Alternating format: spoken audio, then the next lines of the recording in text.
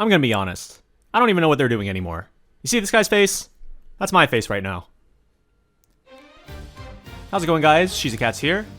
As of today, version 1.1.0 has officially dropped for English. This means a new story chapter in Bestower of Wealth Chapter 1, a new town in the Woodlands, Victor's Hollow, and a bunch more stuff. Additionally, Tressa is now available in the permanent pool moving forward, so it's now possible to pull her in the permanent banner as well as randomly off someone else's featured banner. Speaking of featured banners, the new character for this patch is Corin. He's a swordsman from a faraway land to the east, Japan, and a retainer of the Princess Hasumi.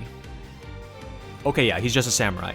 He even attempts to commit seppuku in one of his sprites, which I'm sure you're familiar with if you're on my Discord, since it's an emote, although you probably had no idea who it was or why they were important until now.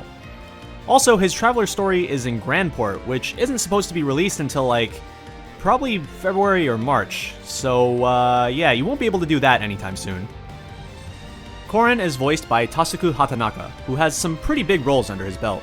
A few major ones include Ikuma from Kabaneri and the Iron Fortress, Ushio from Ushio and Tora, and Chargebolt from My Hero Academia. As a samurai, Corin's claim to fame is his skill with the katana. That being said, there are no actual katanas in COTC, so he's been put into the warrior class instead, and has light as his element. At the point he was released in JP, there were already quite a few 5-star warriors available, but in English, he's the second 5-star warrior released for some reason. In any case, let's see how his kit stacks up. First, taking a look at his stats, his attack stat is a bit below Fior's, but still good enough to do decent physical damage. His magic stat is also notably high for a warrior at 327, but you won't really be looking to use him as a caster, especially with how low Sword's magic stats are, so this won't come up too often. Apart from that, his stats are pretty par for the course. Notably, he is slower than Fior, which allows her to initiate a break for him, as well as apply her defense down before he attacks, both of which can be quite important given Corin's main role as a nuker. Corin's main assets are both unfortunately locked at 5-star, but they are a pretty powerful pair of abilities. First, we have his Peacock Slash, a 4-hit random target sword attack. While this is extremely useful for quickly knocking down enemy shields, it is quite the expensive skill at 62 SP per use. His other 5-star skill is a very powerful nuke with 260 base power, but the skill's power is increased by an additional 20% if Corin uses it when the target hasn't taken an action yet in that turn. This is especially useful if used against enemies in Break, as the enemy can't act if they're broken, allowing Corin to easily get the damage bonus. Looking at Corin's non-5-star skills, we have a few notable options. 2-hit sword and 2-hit light are decent coverage options that are both available from the get-go, and the 2-hit sword attack can actually come in handy when in fights with multiple enemies, where the 4-hit random target Peacock Slash can't reliably knock down shield points of specific targets. He also has a couple of sword nukes pre-5-star as well. The first one is fairly low power at only 140 base, but it deals double damage if used against an enemy with 10 or more shields. This move seems pretty pointless to me. Why use a nuke on an enemy that has so many shield points still when you could be multi-hitting them instead to make progress towards a break? His other nuke pre-5-star is one that actually does see use, since it gives him 1 BP upon using it. A very common setup for Corin is to save up BP until you have 5, then on the turn the enemy is broken, use this nuke with max BP, getting 1 back when you use it, and then use another nuke on the second turn of break with max BP as well. Apart from those, he has a couple simple light options to round out his kit, with a 1-hit light AoE and light nuke with 230 potency, as well as a self-attack and speed buff. His passives aren't particularly impressive, but they're not entirely dead passives either. One of them gives him 50% status ailment resistance, while the other gives him a 15% chance to dodge certain attacks. When he dodges via this passive, he gains 2 turns of 15% speed up as well. One very interesting thing about Corin's kit is how his skills upgrade compared to other characters. Most characters get a 20% SP cost reduction upon reaching their skill upgrades at levels 88 through 100.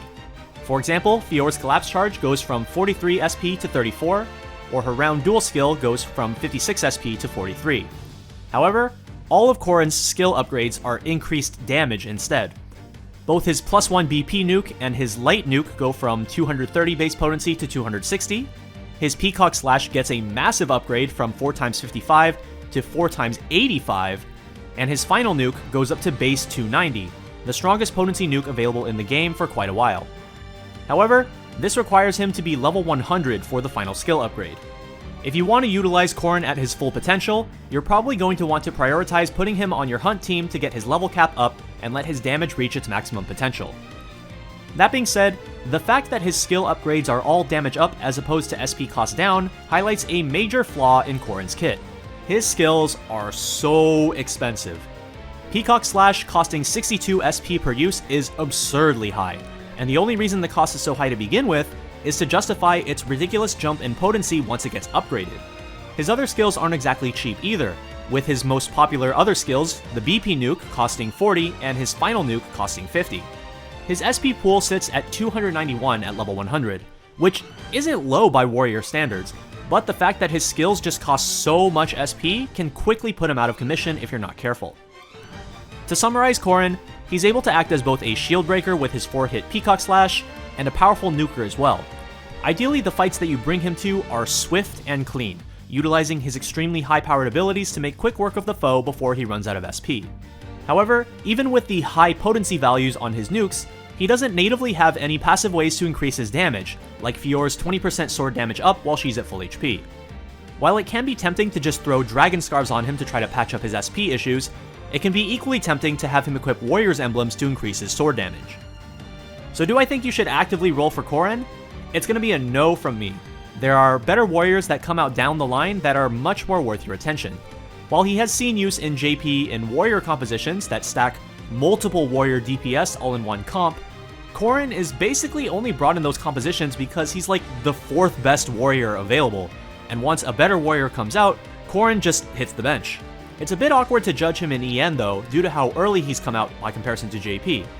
But I still think it's a skip either way, especially if you already have Fiore, who is a solid all-rounder with access to a consistent 3-hit single target, an AoE option, and a fantastic nuke with debuff. And that sums it up for my Corin overview. As always, I hope you guys enjoyed the video, and if you have any questions, feel free to leave them down in the comment section below. With the release of Victor's Hollow and Fenrir weapons, I'm sure you guys are dying to get that weapon guide video, which will be up soon, so keep on the lookout for that. But for now, this has been Shizukats, and I'll see you guys in the next one.